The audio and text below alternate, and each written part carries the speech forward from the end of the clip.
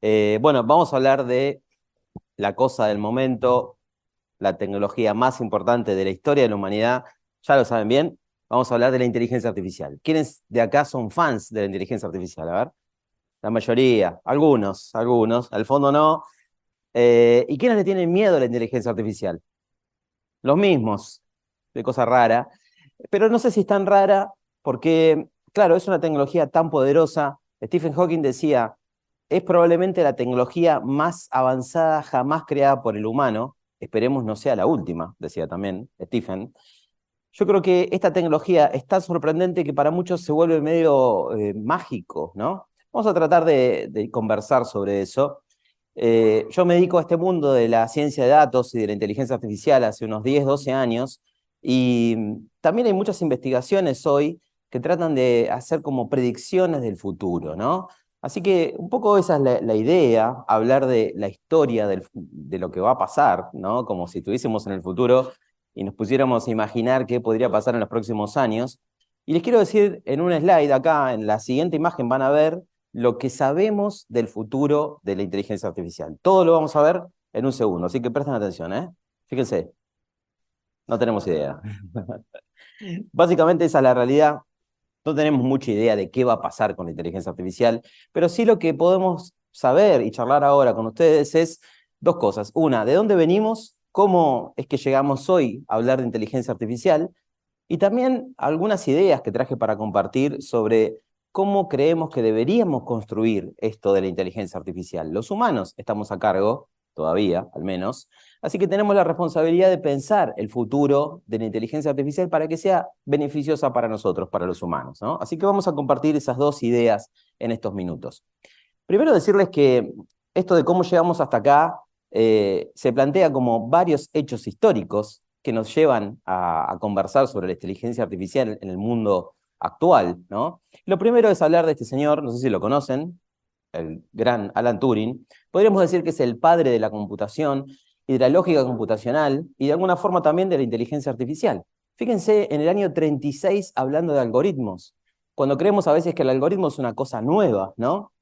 Sí les quiero decir que hay una forma nueva de que funcionan estos algoritmos, pero el concepto viene del año 36. Así que imagínense, de aquella época, imagínense, no había Instagram, pero bueno, la gente hablaba de algoritmos, o por lo menos Alan Turing. La diferencia de estos algoritmos a los que hoy utilizamos es gigante, y la diferencia principal es la capacidad de aprendizaje de las máquinas. Los algoritmos antes se construían como por reglas duras. Podríamos decir que un algoritmo era una especie de receta para hacer algo, ¿no? Pero con un pedazo de código de programación, yo agarraba y le decía, bueno, si pasa esto, haz esto otro, si no pasa esto, haz esto otro, ¿no? Le establecía reglas a esas instrucciones de algoritmos hechos en un lenguaje de programación X. Ahora, la capacidad que tienen las máquinas es de usar los datos para aprender a identificar esas propias reglas, ¿no? Como que se dan cuenta cuáles son las reglas que definen algo. Entonces, por ejemplo, imaginemos que nosotros viajamos, vamos a otro país o lo que sea, o compramos un celular nuevo y cargamos un sistema ahí para comprar comida, y cuando vamos a pedir comida, te llega un mail y te dice, Freddy, ¿sos vos usando este celular nuevo que nunca usaste? Lo que está haciendo ahí está corriendo por detrás un algoritmo que tiene la capacidad de aprender de los datos. ¿Y cómo le enseñamos ese algoritmo? Le damos ejemplos. Le decimos, mira, estas transacciones de tarjeta de crédito pidiendo comida son todas fraude. Esta, millones de datos. Con todos esos datos, cuando llega la nueva transacción, lo que hace es una comparación. Compara todas las transacciones que fueron fraude con esta nueva y dice, se le parece en un 80%. Hay un 80% entonces de probabilidad que sea fraude. Y no le damos las reglas duras, sino que le damos ejemplos. Y las máquinas aprenden con ejemplos, como nosotros. Imagínense que viene acá un gato y tienen un nene de 2 años ahí y le quiere enseñar que es un gato. Nadie dice, bueno, es un animal felino de 4 patas, el pobre niño nunca va a entender, pero sí puede entender si yo le digo, eso es un gato, viene otro gato, le digo, ese es otro gato. Cuando vea un gato de otro color distinto, puede llegar a darse cuenta que eso también es un gato, ¿no? De esa misma forma que aprendemos nosotros, encontrando esos patrones ocultos en los datos, nuestro cerebro hace eso, la inteligencia artificial también intenta hacerlo. Y fíjense otros hitos. No sé si lo conocen, este señor, Isaac Asimov, es claramente un visionario. En el año 41 hablando de las 3 leyes de la robótica. Hay una película, Yo Robot, pueden verla, muy divertida. ¿Y qué significa esto? Bueno, no es una ley, claramente, pero sí es una visión de cómo los robots deberían interactuar con los humanos en el año 41. Claramente pasaron muchas cosas en el medio y por eso también los principios que les quiero contar más adelante, porque hay que actualizarlos, ¿no? Fíjense este pobre señor trabajando con todo ese barullo de cables, ¿no? Es un psicólogo que está trabajando en las primeras redes neuronales artificiales. La inteligencia artificial, vamos a definirla, sería una especie de réplica de la inteligencia humana, como una copia, pero hecha por algoritmos. Quizás la forma correcta de definir esto sería inteligencia computacional. Es una inteligencia que no es humana y que está creada por software. Y es una imitación también. Y también como imita nuestro pensamiento humano, usan lo que se conocen como redes neuronales artificiales, que imitan nuestras redes neuronales. Como que lo que hicieron en ese año, en el 57, un psicólogo inventó ese concepto. Y es interesante también para todos los que por eso están diciendo, bueno, la inteligencia artificial no es para mí, yo no puedo estudiar ingeniería porque, no sé, soy malo en matemáticas. Bueno, quiero decirles que desde el inicio de estos conceptos siempre se involucraron disciplinas que no son necesariamente de la tecnología, como en este caso la psicología. Y eso lo vemos todo el tiempo. Fíjense esto que estamos viendo acá, y esto es información para que en el asado del domingo lo puedan charlar en la mesa, porque ahora todo el mundo habla de inteligencia artificial, ¿no? Un domingo, la abuela te habla de ChatGPT.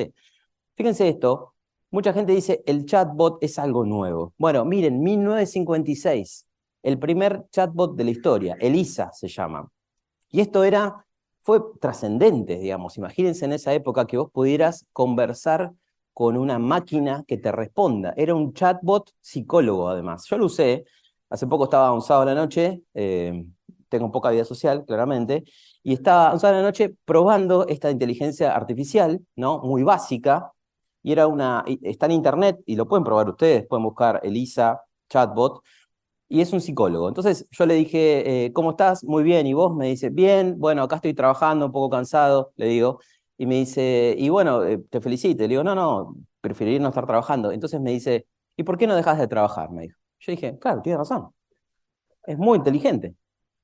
Y esto en el 66, imagínense, que la capacidad de interpretar el lenguaje natural, porque eso es lo que está haciendo un chatbot, era muy sorprendente. Hasta ahora nos sorprende, digamos, ¿no? Yo hice mi libro Cómo piensan las máquinas en el 2020, usé una tecnología parecida a esta para escribir el prólogo y la gente no me creía que fuese un prólogo creado por una máquina. No me creían hasta ahora, hasta los últimos años que empezamos a ver eso en todos lados, ¿no? Y lo que vemos atrás de esto es que nosotros antes teníamos que aprender el lenguaje de las máquinas, ¿no? Lenguaje como assembler o aprender lenguajes de programación más duros. Deberíamos conocer la estructura de cómo piensa una máquina para poder comunicarnos con ella. Sin embargo, ahora lo que estamos viendo es que las máquinas empiezan a hablar más parecidos a nuestro lenguaje. Las máquinas se acercan a nosotros y tienen la capacidad de procesar lenguaje natural. Yo les hablo y me entienden, les mando un audio y lo procesa, escribo y me comprenden, escribo como le escribiría a un amigo, ¿no? Esas capacidades son las nuevas que estamos viendo. Pero la historia siguió pasando, miren esto, el año 96, fue muy famosa esta historia, ganándole una máquina al mejor ajedrecista del mundo, ¿no? Un deporte obviamente muy complejo, donde una máquina lo pudo vencer. Y esto siguió evolucionando hasta, por ejemplo, el año 2015, cuando en el juego más difícil del mundo, el Go, una máquina aprende sola a jugar a ese juego. Nadie le da las reglas del juego, sino que aprende viendo millones y millones de partidas simuladas. Porque no se cansa, no se aburre, cuanto más partidas mejor, porque entiende y abstrae esas ideas para entender ese juego. Es muy interesante ver ese video, los invito a ver un documental que es justamente sobre el Go, el juego Go. Es un documental que explica esta lógica de la partida, bueno, me puse a ver videos, obviamente, aparte de ese documental, y está uno de los campeones de Go que aparecen como, ¿vieron las peleas de boxeo? Que antes de salir a boxear dicen, bueno, ahora voy a ir y lo voy a matar, y porque soy mejor, entrené más duro, esas típicas conversaciones. Yo no veo boxeo, pero me imagino que es así. Entonces, el tipo está por salir a batallar con la máquina y dice, bueno, una máquina jamás me vencerá porque no tiene mi intuición, porque tal. Entra ahí a los 5 minutos la máquina, pimba, anda para allá, le dice. La máquina le gana al mejor jugador del deporte más difícil del mundo, el juego más difícil del mundo, el Go. Y todo eso para decir que llegamos al 2022, pasó la cosa llamada ChatGPT, sale ChatGPT, 1 millón de usuarios en 5 días, récord histórico de descargas y de uso. La siguiente aplicación que tuvo tantos usos fue Instagram y tardó 2 meses y medio en llegar a 1 millón de usuarios. O sea, miren la disrupción que estamos generando, ¿no? Una tecnología que se puso en la mano de la gente, que ya como vieron recién, existe hace mucho tiempo, se viene desarrollando hace mucho tiempo, pero dejó de estar solo en manos de grandes corporaciones, de grandes organizaciones, para estar en manos de todo el mundo. Y eso causó una disrupción tremenda. La gente la empezó a usar. Ustedes lo empezaron a usar, y me imagino todas las cosas que habrán hecho, las preguntas que le habrán hecho. ChatGPT es la herramienta más utilizada de esto, que está provocando lo que podríamos decir una revolución de la inteligencia artificial, específicamente de un tipo de inteligencia artificial que le decimos inteligencia artificial generativa, que es la capacidad de la inteligencia artificial de generar contenido sintético, contenido nuevo, que no existía. Entonces, cuando vimos, ustedes habrán visto, fotos del Papa con la campera, ¿no? ¿Vieron? Tipo Trump haciendo de linchera, cosas así que vimos. No es un fotomontaje, esa es la diferencia. Antes podíamos hacer fotomontaje, claro, agarrábamos Photoshop, otras herramientas, tomábamos varias fotos, le aplicábamos filtros y creábamos una realidad que no existía a través de imágenes digitales. Pero no es lo mismo que decirle a una máquina, hacelo a Trump, linchera, ¿no? Son cosas diferentes. Cuando yo le puedo hablar naturalmente a una máquina, hay un tipo de inteligencia que convierte eso que le digo, esa indicación, que le podemos decir prompt, a algo generado artificialmente. Ese algo tiene que interpretar quién es Trump, qué es una campera, qué es, ¿no? Toda esa lógica es lo que está provocando esta disrupción de la inteligencia artificial generativa. Ahora, pasa de todo, hasta esto, no sé si vieron las noticias. Esto en mi mundo paralelo es una noticia diaria, digamos, ¿no? Capaz para la gente normal no lo es, así que no los culpo. Pero estas cosas están pasando. Una chica se cansa, se aburre de los humanos y se crea un novio artificial, ¿no? Fíjense qué locura. Pero esta es la realidad que estamos viviendo. Así como esto, miles de razones para decirles que estamos viviendo una revolución de la inteligencia artificial generativa. Clonando voces, artistas en Hollywood que dicen nos están reemplazando las inteligencias artificiales porque te contratan un día y te usan replicado artificialmente durante todo el rodaje de una película. De repente Freddie Mercury canta canciones de Oasis. Empiezan a pasar miles de cosas prácticamente indistinguibles de la magia, como dice Arthur Clarke. La tecnología, cuando es suficientemente avanzada, es indistinguible de la magia, decía. Y eso también, por supuesto, va a haber una disrupción gigante en el mundo del trabajo. ¿Estamos acostumbrados a las disrupciones? Sin duda. Yo me acuerdo de mi primer trabajo, no había computadoras en la oficina. Seguramente ustedes, los jóvenes, se deben estar riendo de cuánta edad tiene este señor, tan viejo es. Pero la verdad es que no es tanto tiempo para atrás, ¿no? Cosas en papel. Pasamos a usar una computadora que cambió toda nuestra forma de trabajar y de vivir, a usar Internet, que nos cambió la manera de educarnos, trabajar desde casa, miles de cosas que estamos viendo con Internet. Después pasamos a los móviles, pasamos a la nube y llegamos a inteligencia artificial. Y eso provoca cambios gigantes en el trabajo, pero no siempre son tan bien recibidos. Y miren esta imagen que está acá. Cuando me la pasó un amigo yo creí que era un chiste. Esta es una imagen de 1988. Fíjense, profesores de matemática marchando en contra de las calculadoras, ¿no? Qué loco, vos decís, esto no puede estar pasando. Pero hace poco estaba dando una conferencia y me dice una persona, quizás en 20, 30 años nos veamos así, nosotros nos veamos de esta manera, como diciendo, ¿cómo puede ser que hayamos ido en contra de una herramienta como ChatGPT, que no es más que una herramienta, ¿no? Pero pasaron muchas cosas últimamente, mucha gente con miedo, esta máquina puede hablar como un humano, o puede sentir, ¿no? Nos va a reemplazar en todo. Y creo que hay una cosa muy interesante que es entender cómo funcionan estas herramientas. Hay una frase muy buena que dice, no le tengas miedo, entendé cómo funciona. Si vos entendés que ChatGPT simplemente es una herramienta entrenada con billones y billones de parámetros de texto, que sabe todo lo que está en la Wikipedia, que sabe todo lo que está en los blogs, que ve códigos de programación y sabe programar, pero que usan herramientas predictivas, usa la probabilidad, usa la estadística para decirte cuál es la mejor palabra que viene después de Hola, ¿qué tal? Hola, ¿cómo estás? ¿No? Te hace una recomendación de palabra, por eso escribe tan bien. Genera contenido verosímil, pero que no necesariamente es verdadero. Si vos empezás a entender eso, decís, ah, bueno, es una herramienta poderosa con sus limitaciones, y yo la puedo usar, ¿no? Esa es la visión que les quiero transmitir en este rato. Y quiero ir cerrando con esta idea. Esto es algo que preparé hace muy poquito y que para mí tiene un valor que quiero dejarles, que está relacionado a cómo nos imaginamos que se debería comportar la inteligencia artificial y nosotros respecto al uso de la inteligencia artificial, de manera que sea beneficiosa para todos, que no deje de lado ninguna parte de la sociedad, que nos ayude a ser mejores humanos, que nos mantenga las capacidades humanas que hoy tenemos para seguir siendo relevantes en este mundo, ¿no? Todo lo que nosotros hacemos como humanos tiene un propósito, tiene una causa. Nosotros tenemos la capacidad de empatía, de entender los sentimientos del otro.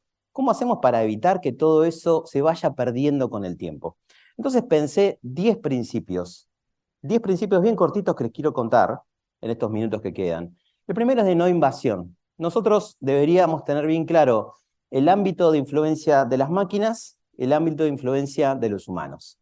Podríamos decir, en vez de máquinas, para que no suene tan frío, podríamos decirles agentes no biológicos inteligentes. Serían inteligencias nuevas con las que vamos a convivir. Y deberíamos respetar esos espacios. ¿Cómo complementamos? ¿Cómo nos complementamos nosotros con las máquinas? No en una visión de reemplazo. El siguiente es honestidad. Me encanta esta idea porque creo que la relación humano-máquina debería ser honesta. Entendiendo por honesto algo que es información veraz e información con valores. Y además transparente. Yo creo que deberíamos saber cuando interactuamos con una máquina. Porque a veces no nos vamos a dar cuenta. No nos vamos a dar cuenta si estamos interactuando con una máquina o con un humano, o si un contenido es artificial o no, si una imagen es real o artificial, si un texto es real o artificial. Como eso va a empezar a pasar cada vez más seguido, deberíamos rápidamente estar informados de esto. Debería ser transparente esa lógica y debería ser honesta.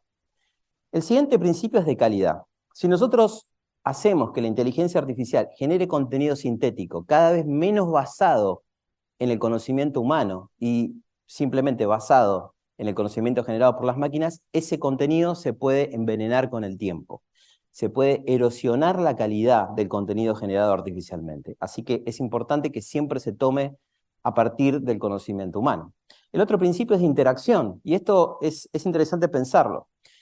En los modelos que yo trabajo y de inteligencia artificial o de machine learning, estas técnicas de generar conocimiento nuevo, se utiliza la lógica de human in the loop, humano en el loop, que es el humano que está entre la decisión final y el contenido generado por el algoritmo o por el modelo predictivo o el modelo de inteligencia artificial. Un humano en ese ciclo que nunca debería salir. Y cuanto más interacción encontramos entre el humano y la máquina a la hora de crear inteligencia artificial, vamos a encontrar inteligencia artificial con menos errores y menos sesgos. Por lo tanto, la interacción humano-máquina es muy importante. Alto riesgo significa que nosotros podamos identificar cuáles son las actividades humanas de alto riesgo, en las que se involucren los derechos humanos. Y nunca deberían no estar el humano involucrado ahí. Nunca una máquina tiene que liderar ese tipo de iniciativas. Este es el que más me gusta, invisibilidad. Cuando una tecnología es muy avanzada, prácticamente se vuelve invisible o tiende a volverse invisible.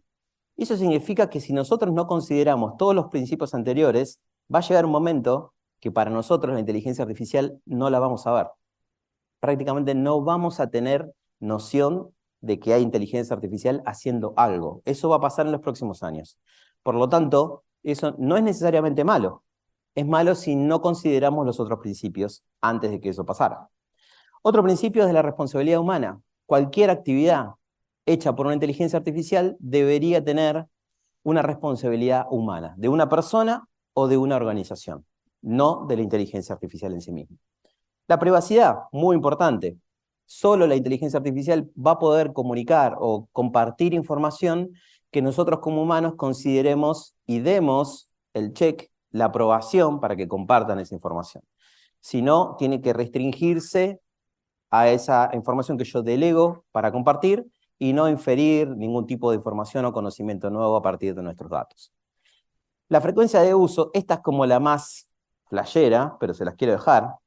Imaginemos que en los próximos años todos tengamos autos autónomos, ¿no? O todos tengamos planchas que planchen solas, ¿no? ¿Quién no quisiera algo así?